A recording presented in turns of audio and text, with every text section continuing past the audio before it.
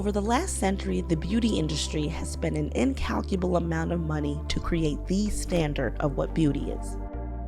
And for those who don't measure up, well, there's always hope in a jar. The copywriters are really tapping into people's emotions and most often people's insecurities. Think how much dust and dirt settle on your skin. A clean skin is a healthy skin. One day you realize you're not going to be 21 forever, yet you always want to look your best. But today's generation of consumers are rejecting unrealistic and narrow images of beauty. With that stance comes a similar expectation of the product. Newer companies like Rihanna's Fenty Beauty are redefining the cosmetic and fashion industries with offerings and advertising revolving around needs that have historically been ignored by large multinational brands. The stakes of turning a blind eye are costlier now, and with over $300 billion in black dollars up for grabs, those legacy corporations want in now. Brands are starting to recognize that they have to get on board with the inclusive beauty movement or get left behind. But can the beauty industry become a true force for body positivity and inclusion beyond the one-off campaign?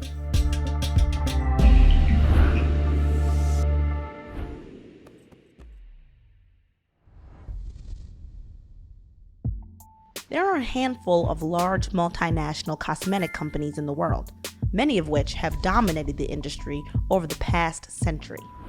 Historically, they have operated with an impunity of sorts. Their only competition is with each other, while new companies posing any threat were kept on the fringe or acquired. But in the last few years, smaller startups have been slowly eating into their share of the cosmetics market, none more well known than Rihanna's Fenty Beauty. Here we are with the creator of Fenty Beauty, Rihanna. We're going to show you how to get the Fenty face.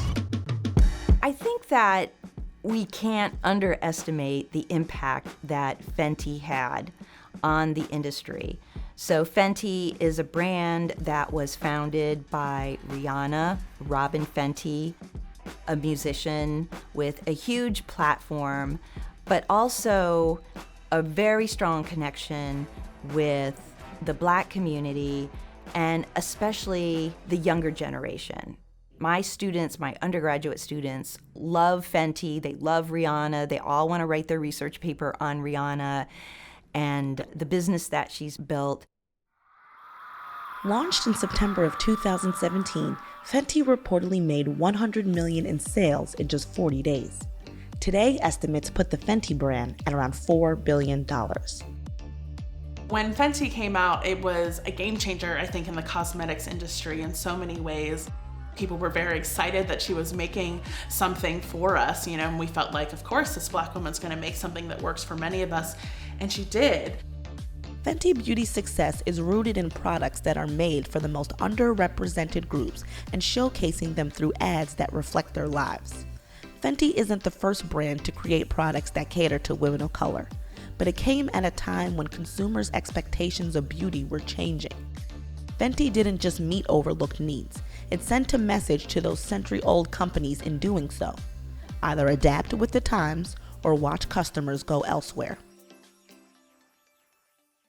I started researching the advertising industry in the early 20th century, and this is when we start to see the emergence of a modern advertising industry.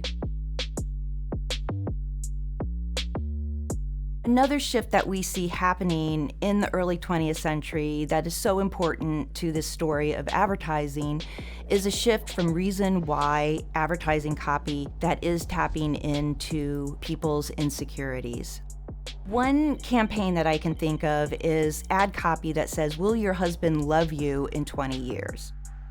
So if you're not taking care of your skin, as time goes by, then your skin is going to show sign of aging. So that taps into, a fear of losing your husband perhaps to a younger woman. And of course, in business, if something is working, then that strategy is going to continue. Anyone who's ever glanced at a magazine over the last century could see those inner workings at play.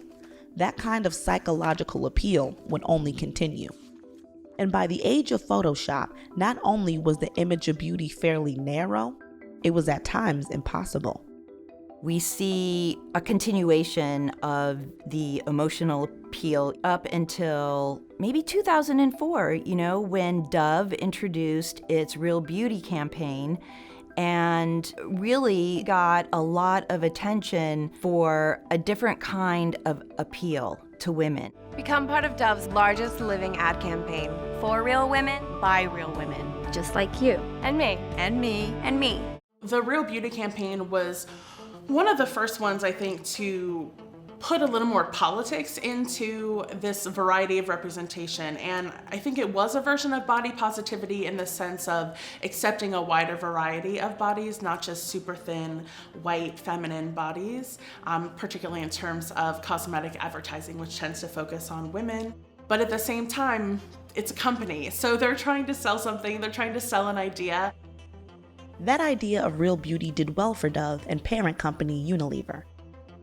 The campaign received many awards and still garners media attention and acclaim to this day. You guys know Dove. Dove, they have a lot of ads about positive body image. In 3 years, the company increased sales from $2 to $4 billion. And so I think the success of that campaign of people thinking, yeah, Dove cares about me and how I feel about my body, that other companies were like, okay, yeah, we want to make you think that too because we got to sell this thing to you. But outside of the ad campaign itself, parent corporations like Unilever have had issues embodying the ethos of Real Beauty. At the same time Dove was promoting body inclusion, Unilever's Indian subsidiary Hindustan Unilever was profiting from sales of its Fair and Lovely skin whitening product, including advertising which suggested whitening your skin would lead to better employment opportunities. The brand makes around $500 million in revenue for Unilever each year. And while companies like Johnson & Johnson have announced plans to stop making skin lightening products, Hindustan Unilever has opted to just change the name to Glow and Lovely. In a statement, the company said, "We recognize that the use of the words fair, white, and light suggests a singular ideal of beauty that we don't think is right, and we want to address this." The name change falls short of demands from activists to stop selling skin whitening creams entirely because they imply darker skin is undesirable. I think campaigns are just the tip of the iceberg and can be kind of a Band-Aid. And changing fair to glow doesn't really address the problems with colorism. And that, I think, is where companies fall short, is that they want this visual representation of difference without actually putting the politics behind it to understand how are we addressing the root causes of the lack of diversity in the first place? How are we attending to racism and anti-fatness within the cosmetic industry, within the fashion industry? Even when companies approach advertising with diversity in mind, the products they offer haven't necessarily reflected that. Foundation colors cater more often to lighter skin colors. Even today, if you go into your local pharmacy, there are many shades for lighter skin, but only a few for darker skin tones. The average range of foundation shades in a major company might be 10, 15, depending on the brand. What a lot of women had to do was start mixing their own foundations. They had to become chemists in order to get the foundation color that they needed for their skin tone. This is what everything looks like in my bowl, including the powder. Okay, so there's a little bit of something in there for everybody. I remember when I finally was allowed to wear makeup, going to the drugstore and scanning the aisles and finding that, of the one long aisle of makeup, there was this tiny little section, not even a full section, that was meant for me as a Black woman. And that can make you feel small. It can make you feel neglected. That's certainly how it made me feel. It made me feel like, oh, okay, my beauty matters this much. In the world of beauty, mine matters this much. And I just don't think anyone should ever have to feel that way. But it is something I think a lot of people will tell you they have felt before. This is KJ Miller, the co-founder and CEO of Mented Cosmetics. founded in January of 2017 with the goal to bring products to people of all skin tones. We decided to start with lipstick, nude lipstick, because that's what we couldn't find. And so we sat down and watched YouTube videos on how to make your own lipstick and bought all of the necessary ingredients, the oil, the wax, the colorants, the micas, and started making the lipsticks in our homes. And I created that shade. It's called Minted No. 5, the first shade that we made. And it still today, almost 5 years later, is one of our top sellers. We've made millions of dollars in that SKU, and it was the first shade I made. And, what I think that showcases is that it's not rocket science creating products that work for deeper skin tones, but you have to want to do it. You have to put effort into it. And in the last 5 years, many other indie cosmetic brands like Hyperskin, Beauty Stat, Bevel, and more have also popped up to fill this void in the market. And just a few months after Mented launched, so did Fenty Beauty.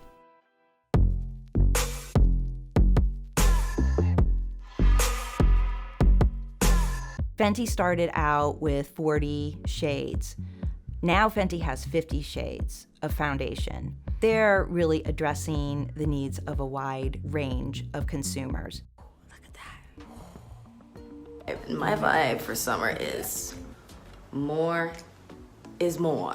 It was super exciting to see that possibility and see all the ads that they put out with so many women, dark-skinned women, wearing makeup that worked for them. Fenty is a real example of how you can appeal to a really large audience, but still center the most marginalized people. And we see that also in the Fenty Savage lingerie brand as well, the centering of larger bodies and of people of color. And while Fenty and companies like Mented center some of the least represented groups in their advertising, their product can appeal to everyone. If you think about the biggest brands, the most successful consumer brands, the Nikes of the world, they have a target, right? Nike's target audience is an athlete, but millions of non-athletes wear Nike. Why? Because they make a great high-performance product. And I think it's the same here. Yes, my target is people of color, but because I'm targeting them and giving them deeply pigmented, high-quality products, that attracts a lot of different people.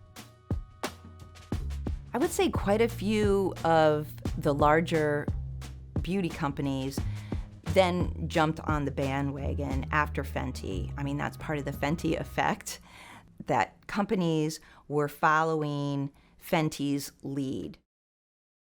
Only a year after Fenty's launch, CoverGirl, Maybelline, and Dior all released more inclusive foundation shades. And there are indications in the research involved in claims testing that suggest more are on the way.